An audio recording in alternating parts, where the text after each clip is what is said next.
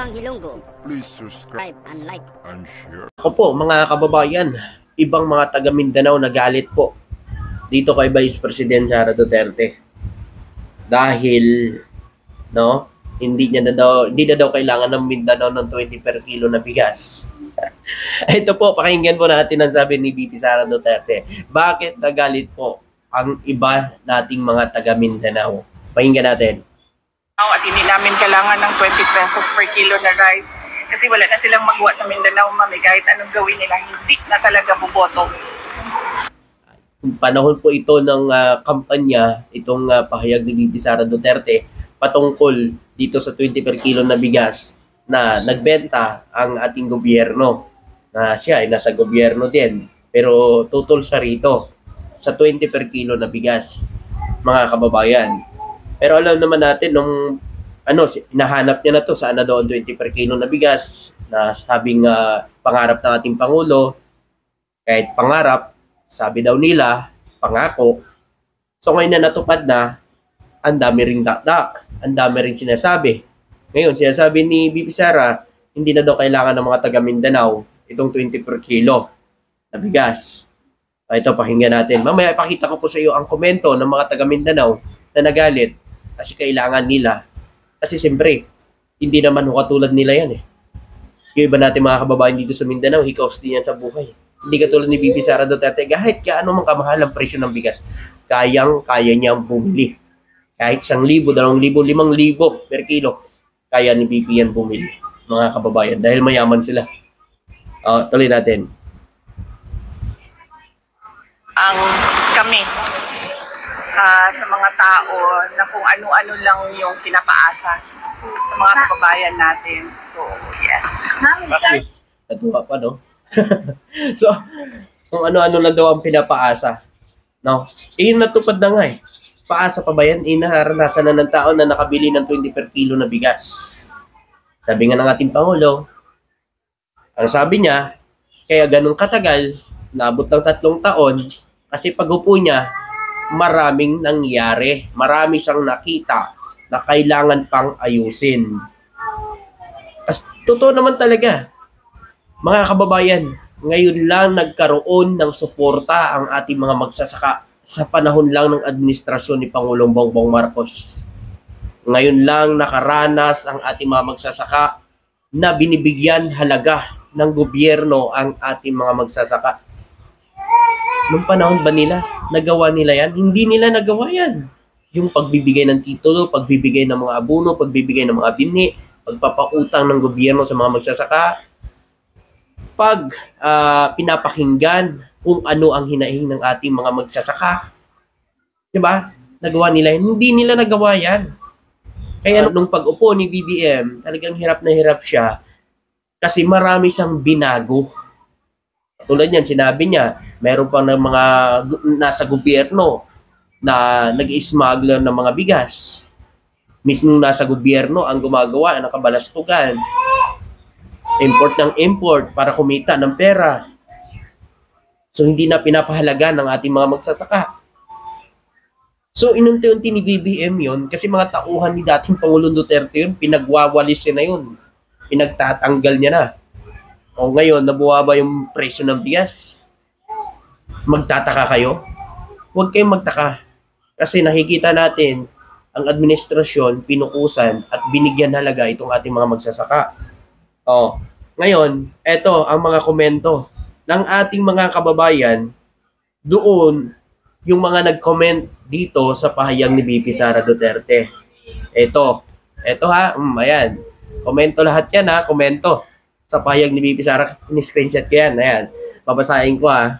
Una dito, hindi ko na lang babasahin yung mga pangalan. Bot nimo, VP Lostay, Mindanao, dili tanan na butar ninyo. Ang Davao City, maoy mabutar ninyo. Tipod tanan, tungod sa Carlo Nograles, maoy mo, mayor diha. Dismayado ka na kay sakpan na imong pagkabudol sa mga Pilipino. So, pasensya na kayo. Medyo hindi ko po alam yun i-translate kasi Davao, taga Davao yung sinasabi niya. Hoy, taga Mindanao ko pero di ko magbutar nimo. Oy, unsay di kailangan ng 20 per kilo. Nga need kaayo na sa mga tawo. Nga lisod kaayo ang panahon. Bot-bot ka man, lustay, oy. O mga kababayan niya itong nagko-comment ha. Mga kababayan niya to ang nagko-comment. Kaya nga walang kumalaban sa kanila sa Davao, may sahit. Never mind lang kuya, grabe naman yung komento mo. Basilan, sulit PBBM, kasi siya lang ang presidente na nakapunta sa Basilan. Basilan, mga kababayan. Diba? Sulit.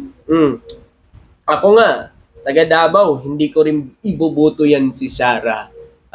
Yan, taga Davao ha. Mga kababayan, yan, mga komento nila yan. Ini-screenshot ko lang ha. Doon sa pahiyang ni VP Sara Duterte na hindi na kailangan sa Mindanao yung 20 per kilong bigas.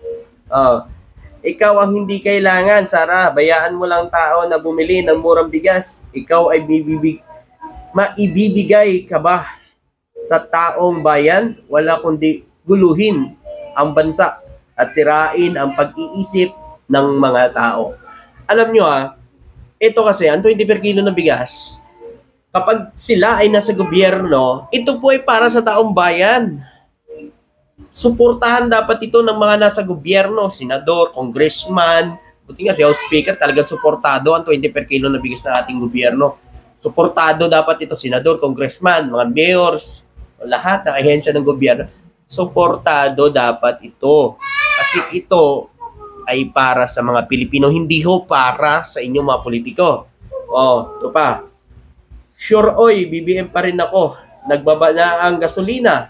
Saka ang bilihin. Ngayon, unti-unti bumababa sa kagagawan ng ama mo. Tumaas ang bilihin. Lahat tapos ang dami pang droga. Noong ngayon, unti-unti na nawawala. Ayan VP Sara, paano ba yan? Parang pag-aari na ni Inday sa ang Mindanao. Yun. Diba? Mindset naman. Dapat hindi ganyan mag-isip ang BP natin. Iniisip pa rin ang kapakanan ng taong bayan. Iniisip pa rin ang mga kababayan nating nasa laylayan. Ibig sabihin, hindi niya iniisip. Ang kanya lang, sasabihin niya lang yon mga kababayan, yung gusto niyan sabihin, pero paano yung mga kababayan natin?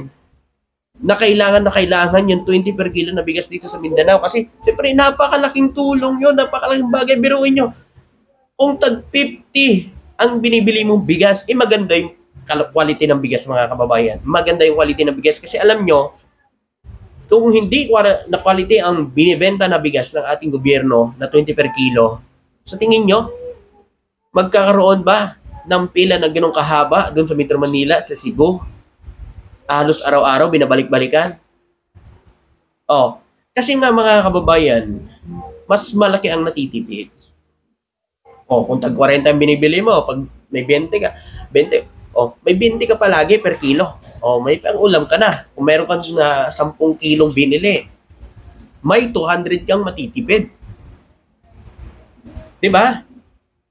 Kung dati ang 10 kilo na binibili mo ay 400 sa 40, ngayon, mabibili mo na lang ng 200, makakatipid ka ng 200. Hindi ba yan malaking tulong sa mga mamamayang Pilipino? Di ba yan malaking tulong sa mga taga Mindanao na nagbabayad din ng tax? Nako, tuloy natin yung mga komento dito. Ang dami.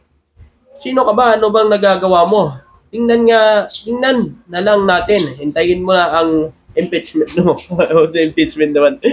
Mindanao kami, pro BBM. Man kami. Pag sure, tagal ma-impeach no? Tagal ma-impeach nito. So yun mga kababayan. Ngayon, meron naman akong i-share sa inyo na magbebenta ng 20 per kilo na bigas na dito sa Mindanao.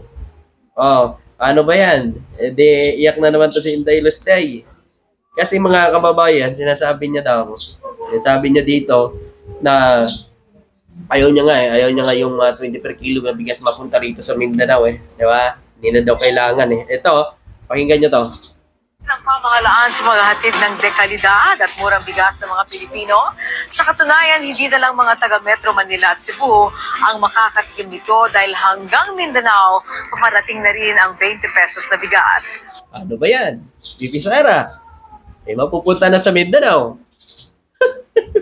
Tuloy natin. Yes, Angelique, simula Hulyo ay palalawakin na ng administrasyon ni Pangulong Ferdinand R. Marcos Jr.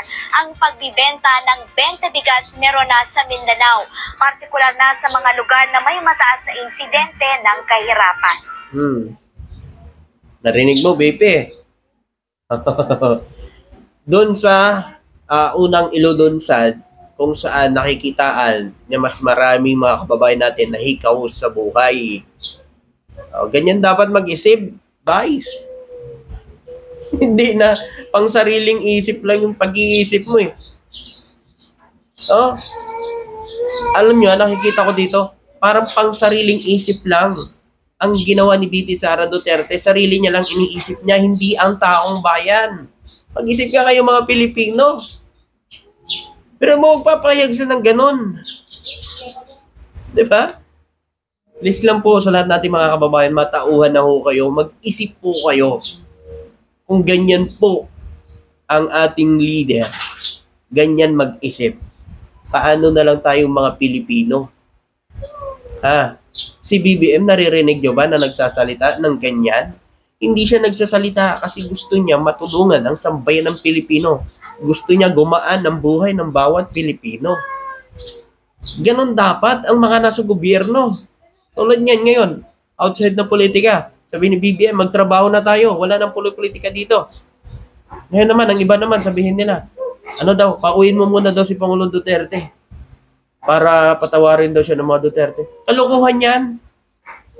Ang batas ay batas. Nasa tamang proseso ang pagdakip kay dating Pangulong Duterte. Nasa tamang proseso, kaya walang kasalanan si BBM. Dahil 2017 pa, pinail ang case laban ng ICC laban kay Pangulong Duterte. Kaya huwag yung sisihin si BBM dahil kagagawa niya yan. Siya gumawa niyan, panagutan niya. Ganun lang yan. Maraming salamat. Thank you.